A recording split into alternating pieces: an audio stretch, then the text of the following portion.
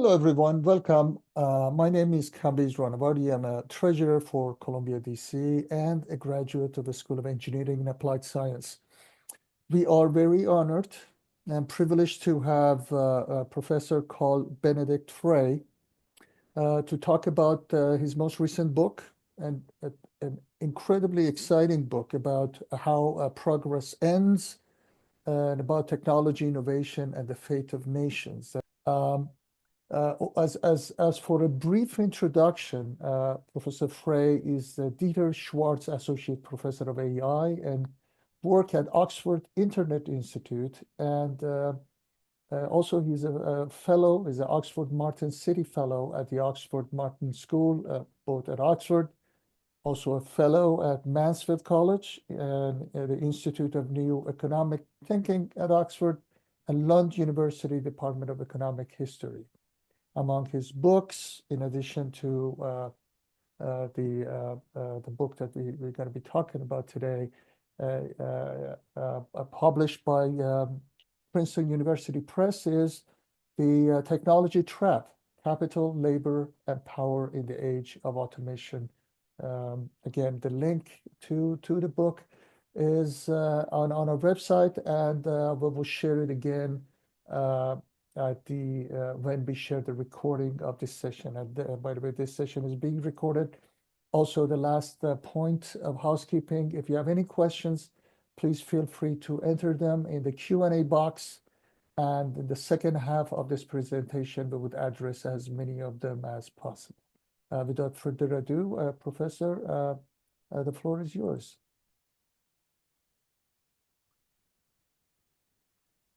Thank you very much for that very kind introduction. So the book is called How Progress Ends, but it is not as pessimistic as it may sound. The simple message of the book is that progress is not inevitable. If progress was inevitable, it would not have taken humanity 200,000 years to have an industrial revolution. If progress was inevitable, most societies and economies around the world would have adopted modern technology and would be rich and prosperous as a consequence. And if progress was inevitable, former technology leaders like Britain, where I currently live, would not have experienced 2 decades of productivity stagnation and falling behind similar economies in Europe and elsewhere.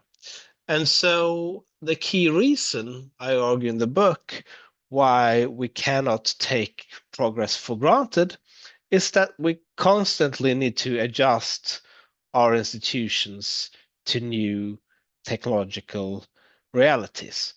And probably the starkest example of this is the Soviet Union. In the 1950s and 60s, many worried that the Soviet Union would soon overtake the United States. Leading scholars like Paul Samuelson repeatedly predicted that, although the date seemed to move further and further into the future.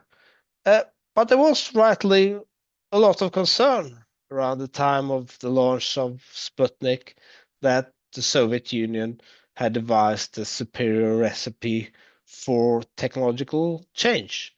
Yet, 4 decades later, the Soviet Union collapsed and passed into history. And so, if we want to understand patterns of growth, we need a theory that is capable of explaining both the growth spurt, because it grew very rapidly, around 6% for around 4 decades or so on average, but eventually stagnated and collapsed. And conventional theories tend to struggle to explain such reversals of fortune. If you take the geography of the Soviet Union, for example, It was the same in the 60s and 50s when it was growing rapidly as in the 80s, just before it collapsed. Other factors often emphasized as important to economic development, like culture, will struggle to explain these patterns as well because Soviet culture probably didn't change that much in this period. And if it did, it actually became more open and conducive to change and new ideas because, in the end of the day, no amount of barbed wire could prevent the radio and television waves from Western Europe traveling right through the Iron um, Curtain. And similarly, institutions and private property rights, which are often emphasized as important to economic growth, well, the Soviet Union didn't have them either at the time when Sputnik was launched or just before it collapsed. And so, what I argue in the book is that the institutions of the Soviet Union were conducive to scaling. They were apt in transferring technology from the United States to the Soviet Empire by, for example, taking ample advantage of the Ford Motor Company's open door policy, which hosted several delegations from around the world, including the Soviet Union.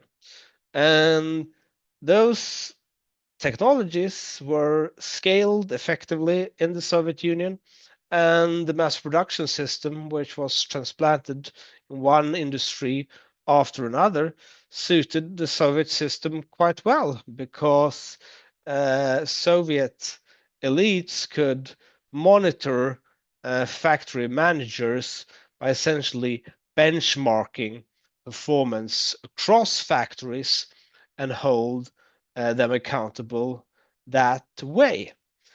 But that became increasingly hard as the mass production system petered out around the world when something new was needed for growth, and that something new was the computer revolution, um, to which Soviet contributions were essentially none. And this is somewhat paradoxical because in the 1960s, many predicted that the computer would aid the planning system and make the market mechanism redundant. In fact, it did it the opposite. And the simple reason for that is that when new technologies are introduced and when something is novel, it's hard to benchmark performance, and thereby you can no longer hold factory managers accountable in the same way. And in addition to that, in the Soviet system, there was very little room for exploration and experimentation. If you were an aircraft engineer in the Soviet Union and you wanted funding, you could go to the Red Army. If they declined, maybe you had two or three different options. If they declined, well, your idea would die with you. That's quite different from the American system of decentralized finance, where many people can take different bets and explore different technological trajectories. Back in 1999, Bessemer Venture famously declined to invest in Google. They probably regret it today still. But it also illustrates that Google wasn't a safe bet at the time, right? Alta Vista and Yahoo were dominating search.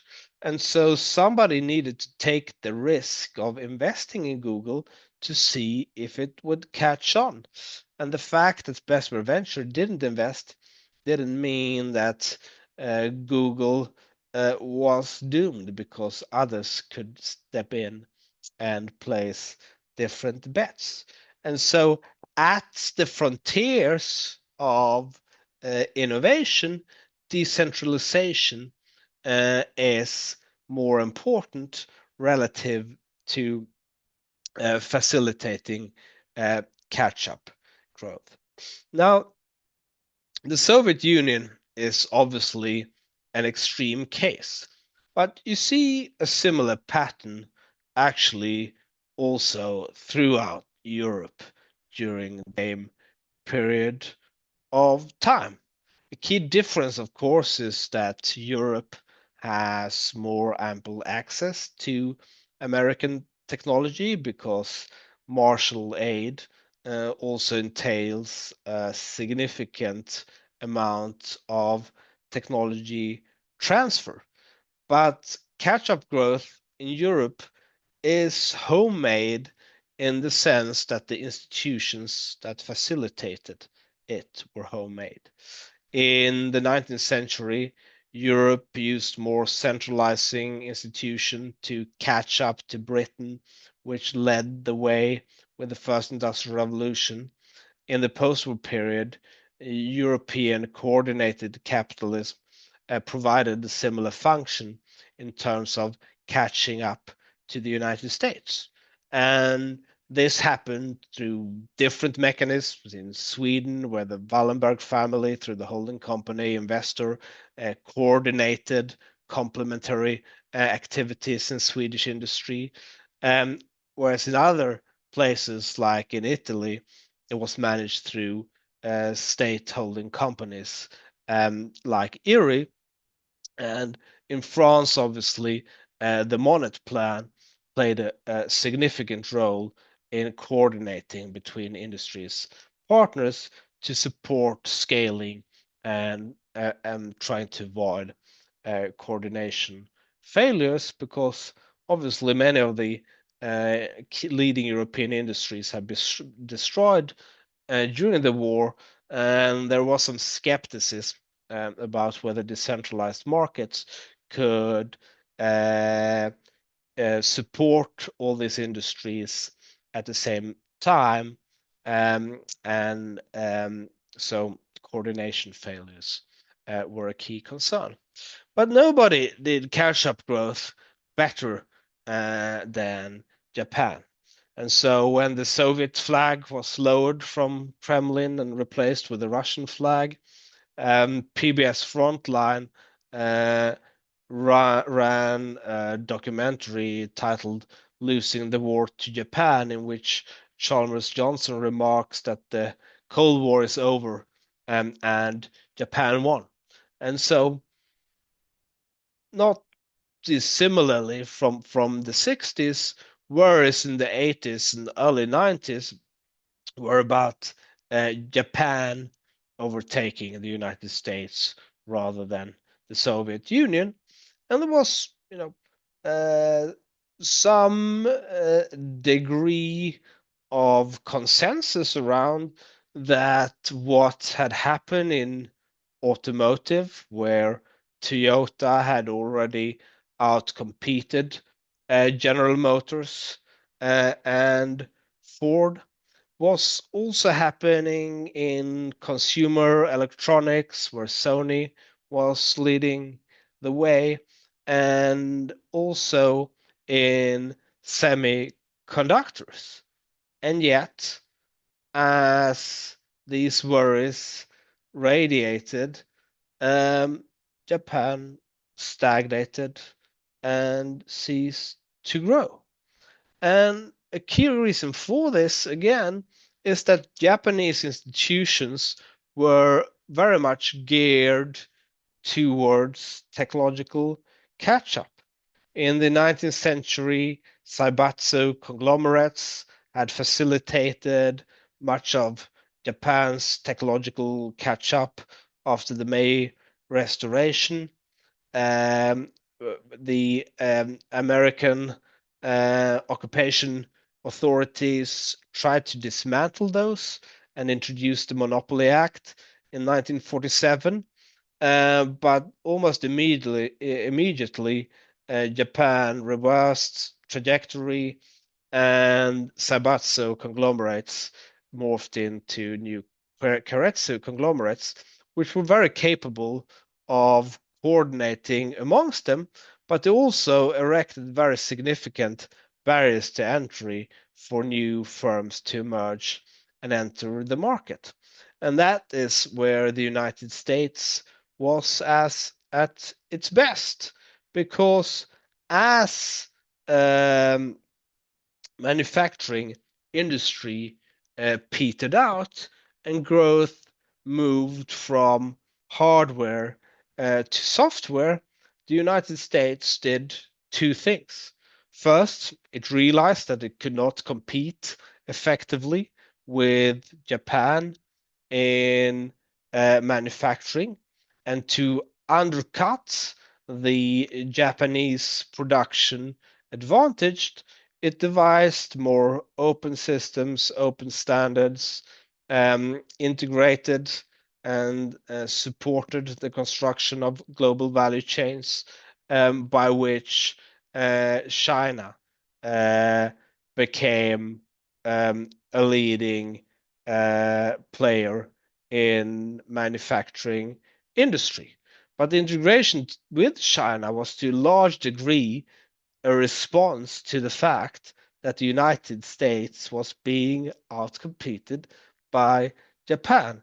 And China provided a solution in that regard. And for a long time, this was a mutually beneficial relationship from that perspective that lifted 800 million people out of poverty in China along the way.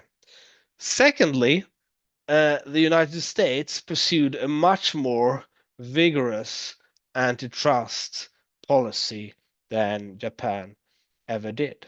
And so when IBM, for example, bundled hardware and software, um, the lawsuits against it forced it to reconsider, and that unbundling made it possible for new software companies like Microsoft to enter the market. And perhaps more importantly, the breakup of AT&T meant that when the National Science Foundation released ARPANET, the predecessor to the modern internet, and made it publicly available, AT&T was no longer around and capable of bottlenecking that technology, because in most countries, what you saw is this technology being handed over to the state carrier service. And if AT&T had not seen any commercial benefit of the internet, which it is unlikely to have done, given that it was built to support academic research rather than anything else, it would likely have bottlenecked it in its boardroom. And so the absence of these choke points meant that the internet could emerge more organically, and new firms were built around it that would mean that eventually American software would eat the world as Japan stagnated. Now, what is still surprising to me, though, is that the computer revolution ended up being an American affair, but even in the United States, it turned out to be very short-lived in productivity terms. And so, if you think about it, it's astonishing that a technology that has essentially given us the world's stored knowledge available in our pockets, that has connected the best scientists and inventors around the world, that has streamlined the research process enormously. That all we get from that is a decade streak productivity upsurge, mostly confined to the United States and barely shared with the rest of the world. And so I think it's fair to say that the computer revolution did not live up to the expectations relative to what we saw with the second industrial revolution, and it materializing in the post-war period. Um, and I think a key reason why the computer revolution ended up being an American affair, as I alluded to earlier, is institutions that supported the entry of new firms. And I think that's something you can see quite clearly on this slide. If you take the 5 largest firms by market capitalization in the United States, they're all in tech and they are less than 40 years old on average. If you take the UK, if you take Germany, France, Italy, etc., uh, firms there tend to be closer to a century old or more on average. And in Germany, those firms are mainly companies that led the way of the second industrial revolution, like Siemens. An exception to that is SAP, a digital company founded in the 1970s by 5 former employees of IBM. And if you look at France, basically all of the leading companies are in luxury goods, right? And so this dynamism, the creative destruction that the United States has seen is not some universal constant. It's actually been fairly exceptional to the United States, but it's also not something that can be taken for granted. And in fact, what we see in the data is that dynamism has been declining steadily since the 2000s, even in the technology sector. At the same time, we're seeing that corporate lobbying is on the rise, and we see that corporate lobbying tends to be associated with more protective regulation and less entry. We also see right out anti-competitive practices whereby patent examiners at the USPTO, the Patent and Trademark Office, tend to grant low quality patents to incumbents and then take jobs at those particular companies.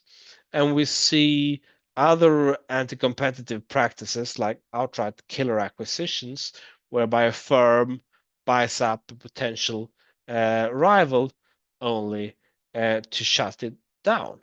And so the result of this has been that incumbents in the United States today play a larger role in the US economy than they did they've done for a long time. And this also has consequences for innovation. Now, I'm very happy to acknowledge that there are a lot of leading technology firms that are large and highly inventive, just like I'm happy to concede that there's a lot of innovation going on in places like China.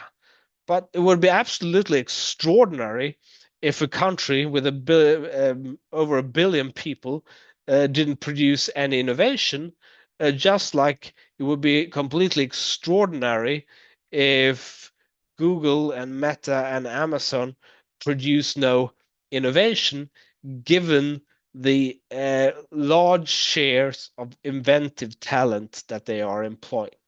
And in the end of the day, the key question is whether that talent that works at the companies are more or less productive relative to the younger companies where they previously had worked. And the answer to that question is no. Talent tends to be more productive and more creative at younger firms rather than incumbents. And that is creating a drag on innovation. Now, more concentration of talent and resources would not be a problem from the viewpoint of AI if scaling is all we need. And the most promising technology on the horizon is clearly AI.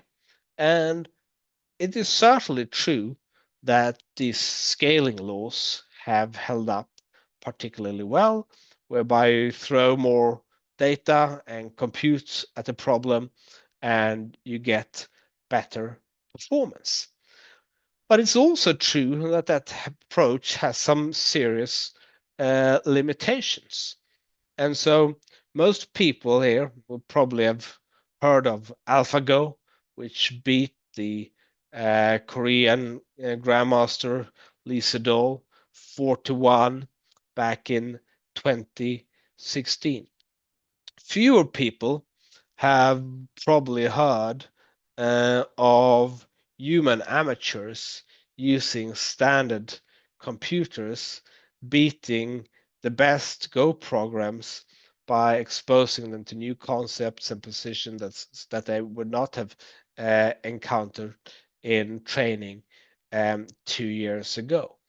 And so what this tells us is that even in domains where we have achieved superhuman performance, humans are still capable to mount quite extraordinary comebacks.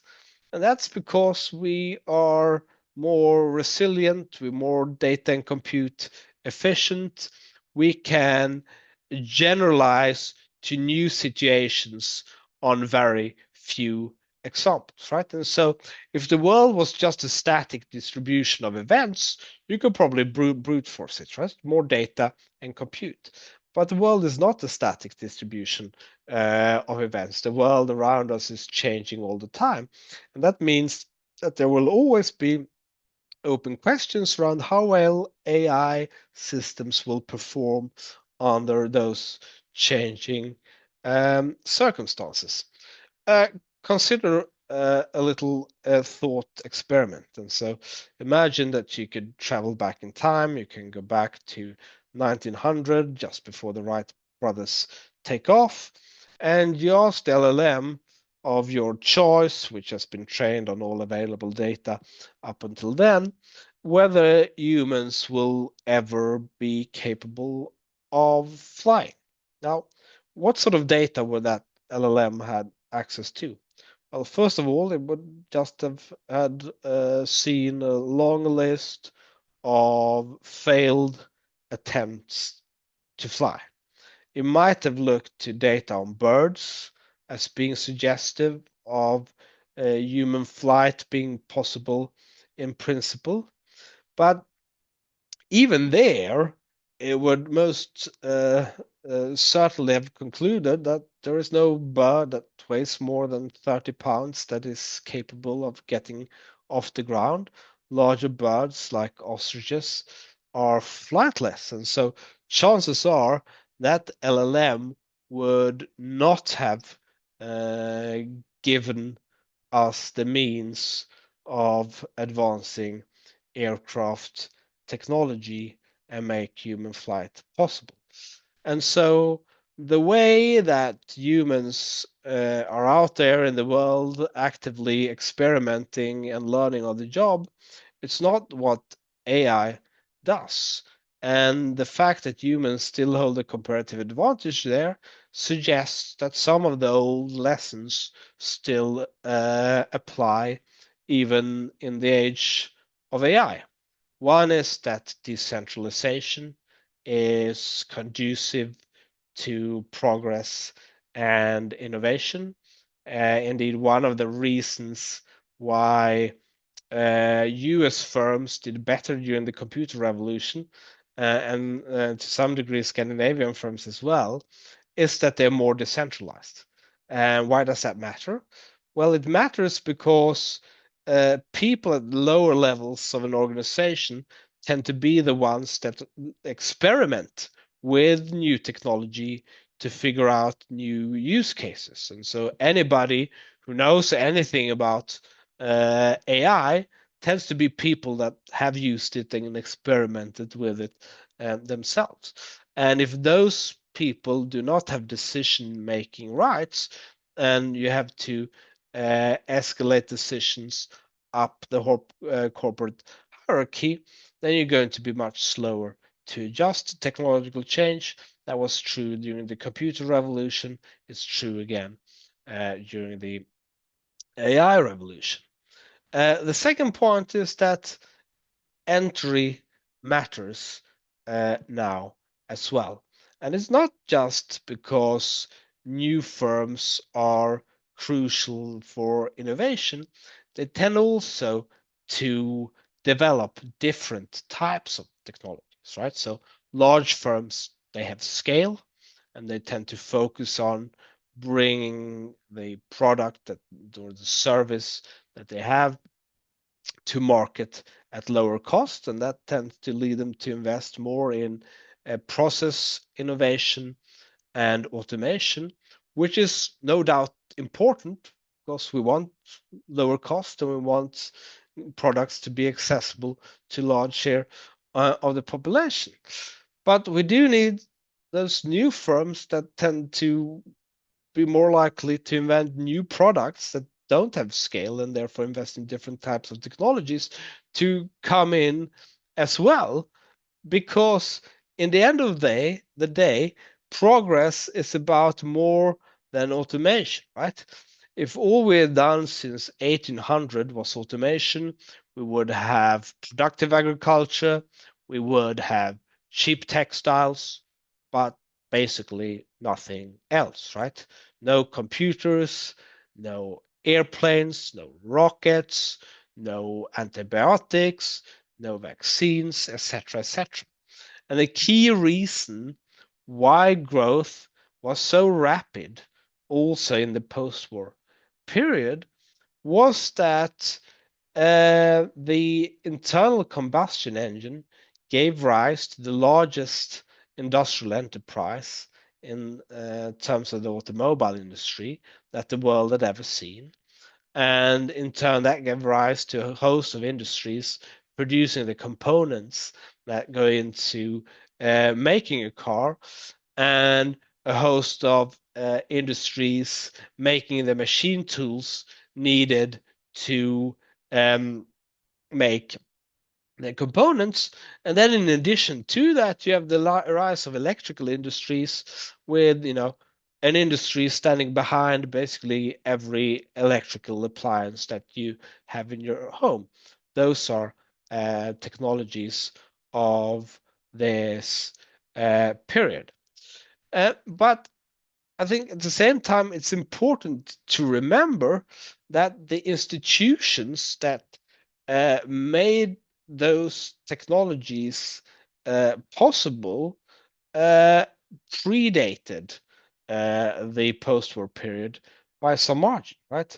Electricity and the internal combustion engine, those patents go back to the early days of the second industrial revolution in the late 19th century, where essentially all patents were taken out by independent inventors and then traded in a relatively liquid market for technology.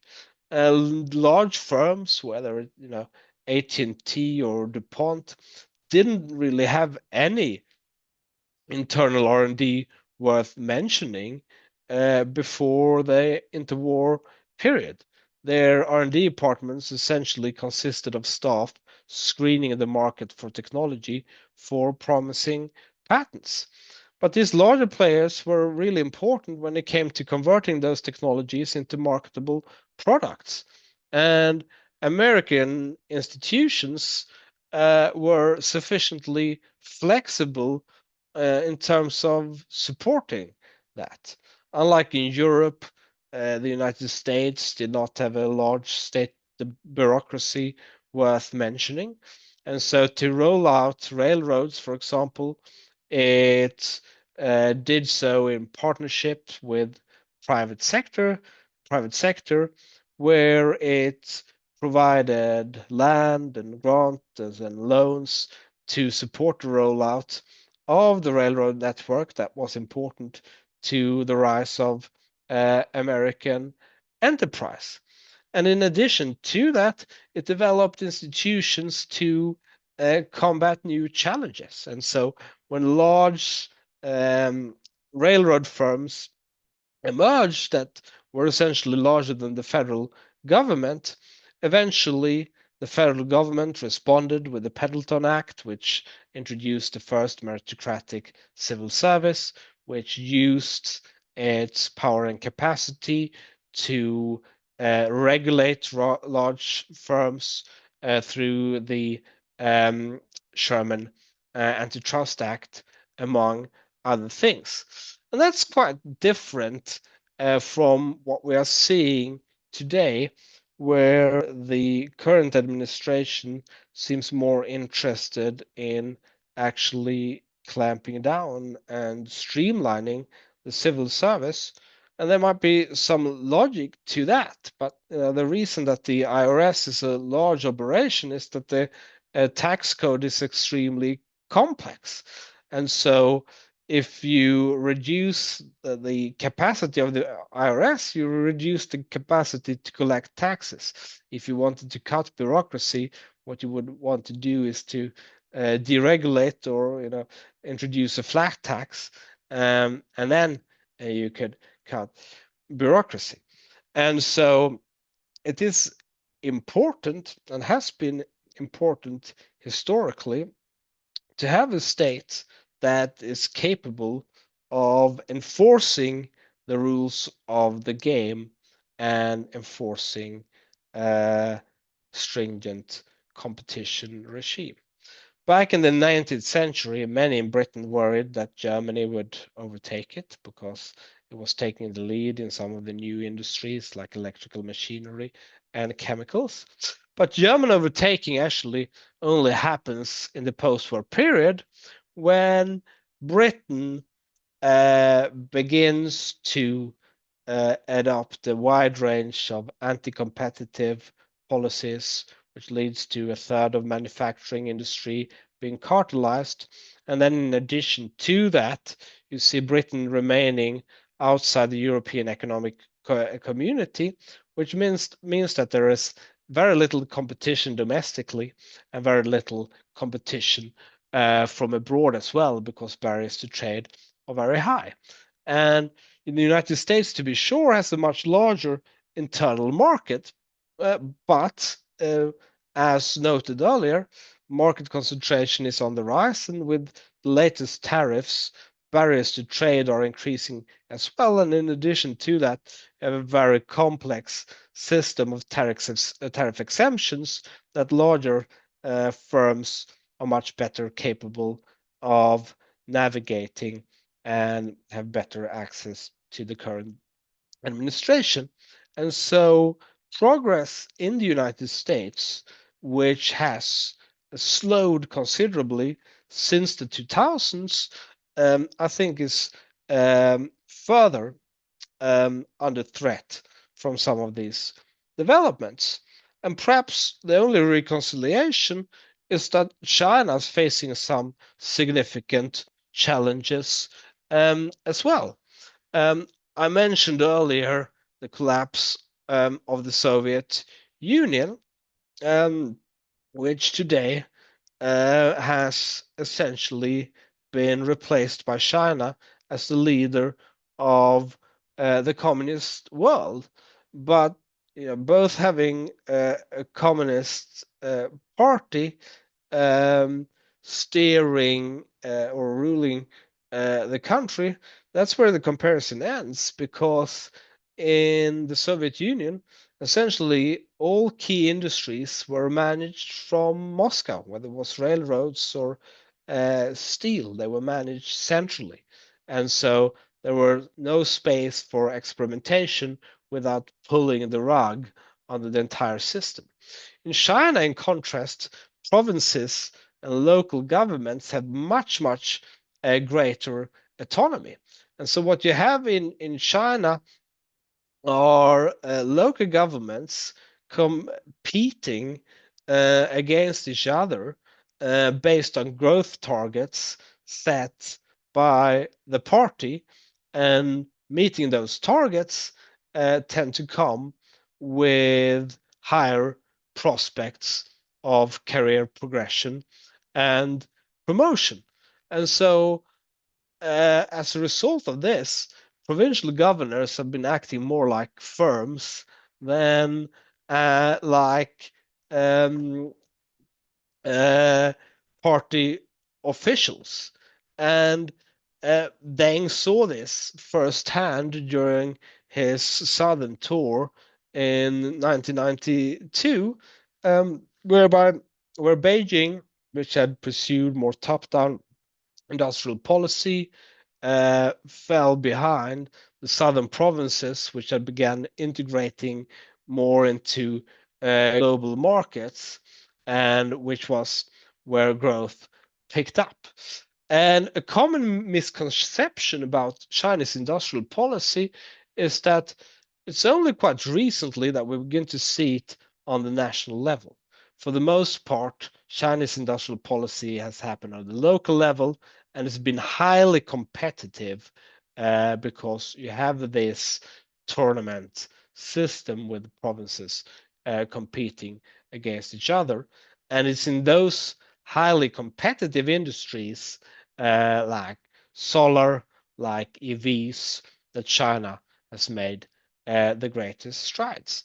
But China is also now facing some significant headwinds. So productivity after the Great Recession went into negative territory by many estimates and have been stagnant at best.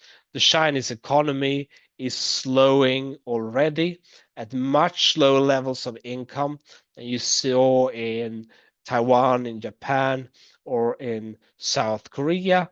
Around a third of the Chinese economy today is real estate, as political objectives are taking precedent over economic objectives. State-owned enterprises are making a comeback because private companies are harder to instrumentalize for political objectives.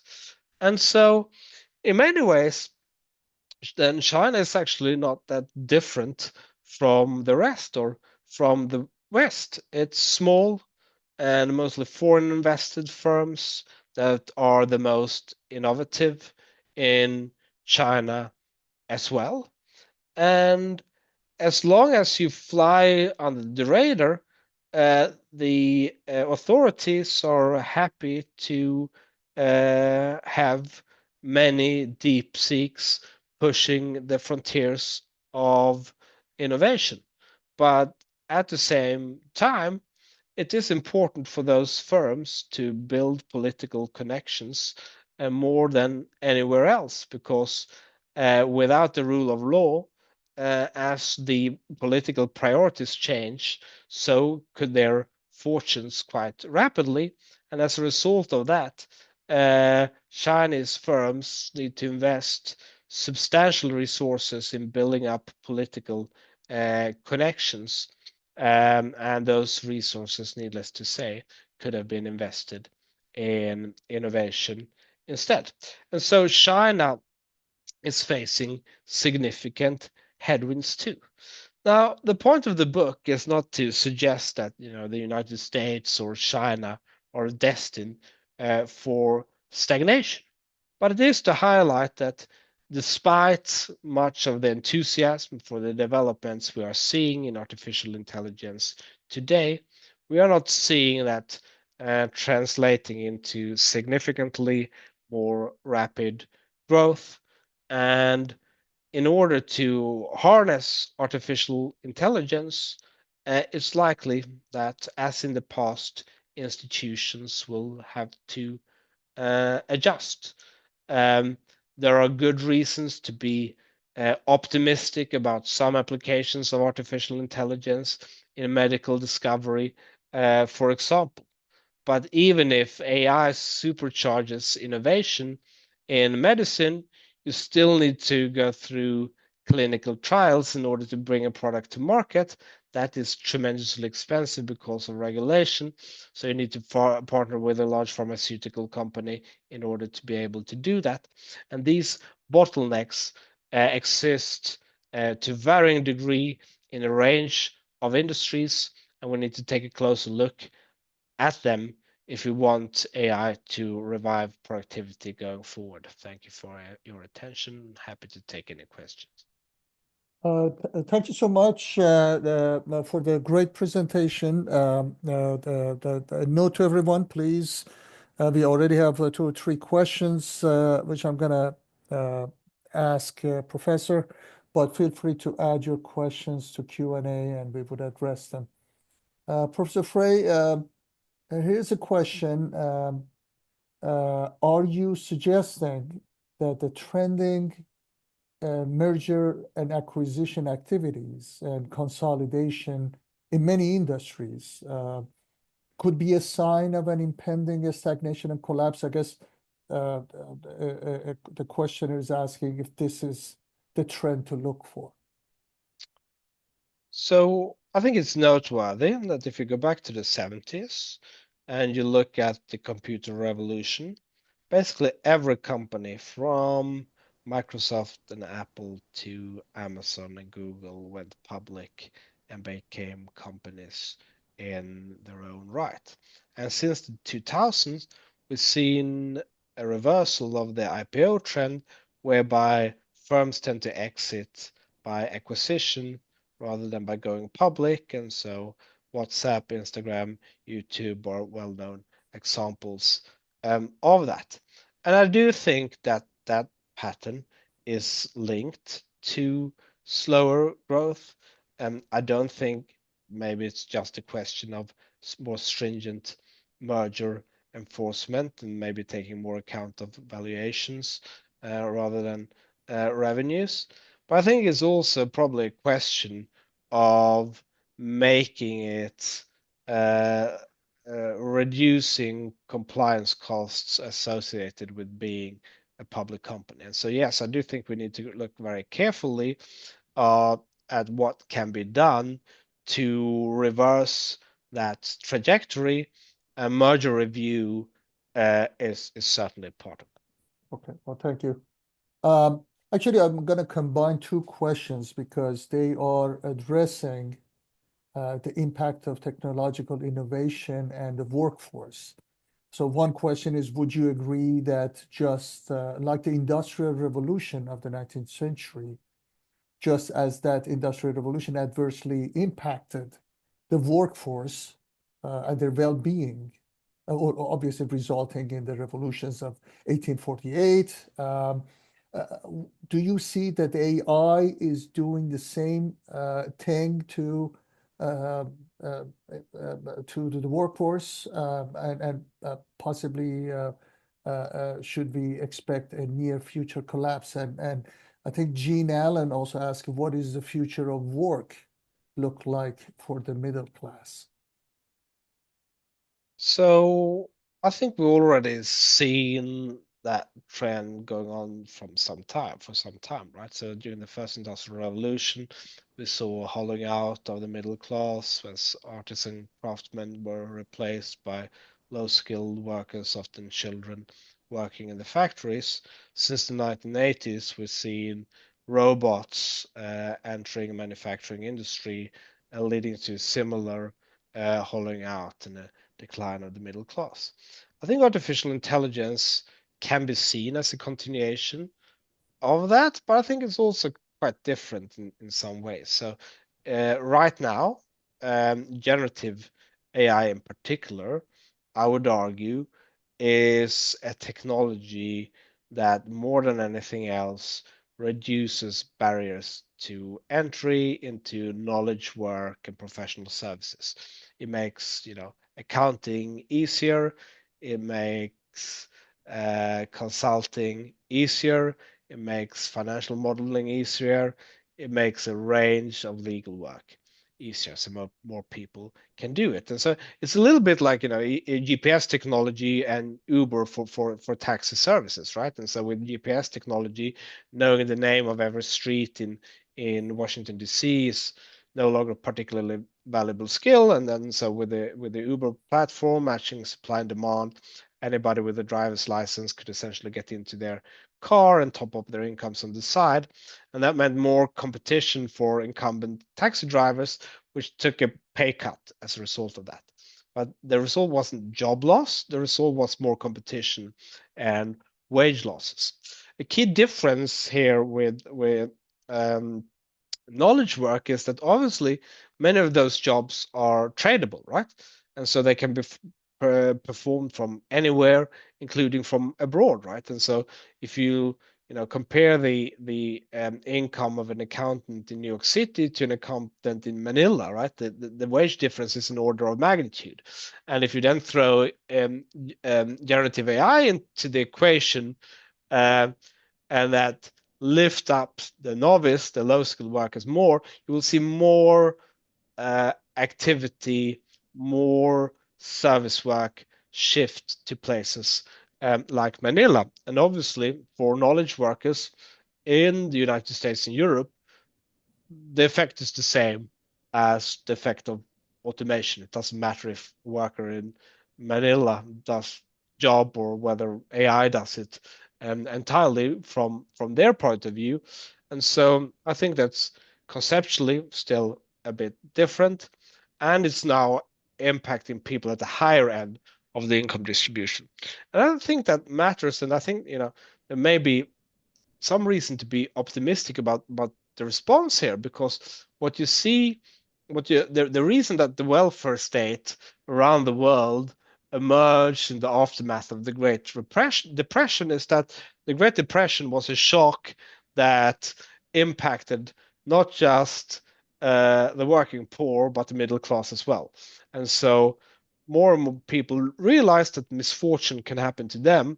And so that created more cross-class affinity and gave rise to the welfare state.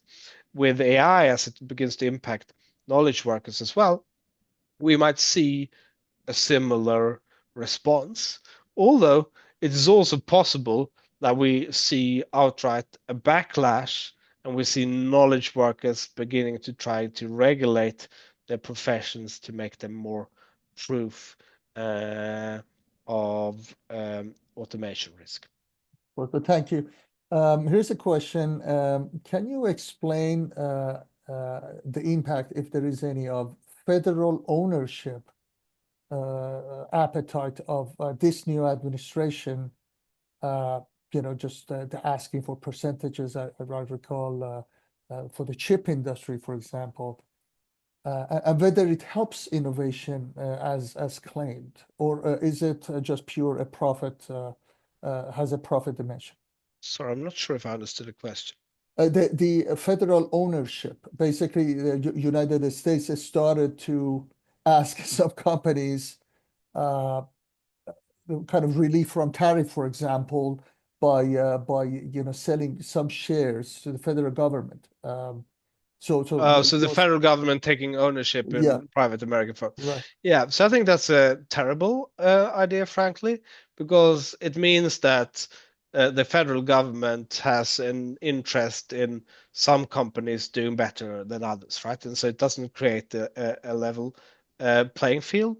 You see this in China as well, where firms that have government support tend to be less productive on an innovative on average. And so I think this is a recipe for crony capitalism, and it's going to increase barriers to entry.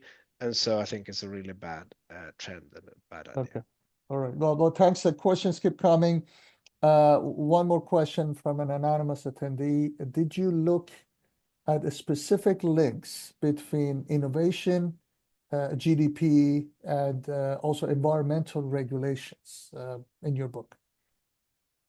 I didn't do that. I think there's lots of literature out there to suggest that protective regulation around environmental protection in particular has been a drag on construction in particular, and probably some drag on growth.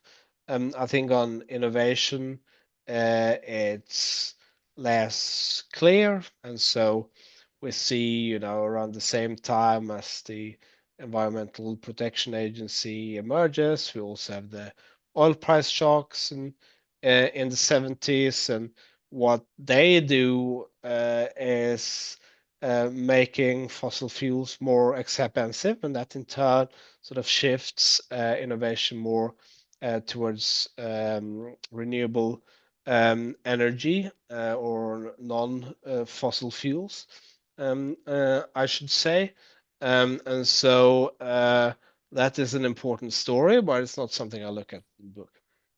Yeah, well, thank you. Mark Nicholson asks, you implied that the greatest growth in productivity of the last 120 years was powered by the internal combustion engine, automotive industry, and the invention of electrical production. Do you believe AI has similar potential? So I think artificial intelligence has a lot of potential. I think it's a very significant technology, but I don't think it has or is likely to have similar impact on productivity as we saw that with the internal combustion engine and electricity, simply because those technologies created vast new industries and activities. Now, it's probably possible that we will see that with artificial intelligence as well, if we restore business dynamism and we have more new firms coming in, developing new products and industries. I think we cannot rule that out. But right now, there is no application of AI which I can think of, which is not basically about automating existing work, existing activities. And I think that is going to run into diminishing returns quite quickly. And we saw with the ICT revolution that even that petered out after after just a decade. And I think in many ways the computer and the internet were more transformative than AI is at this given point. Because if you do, let's say, research, right?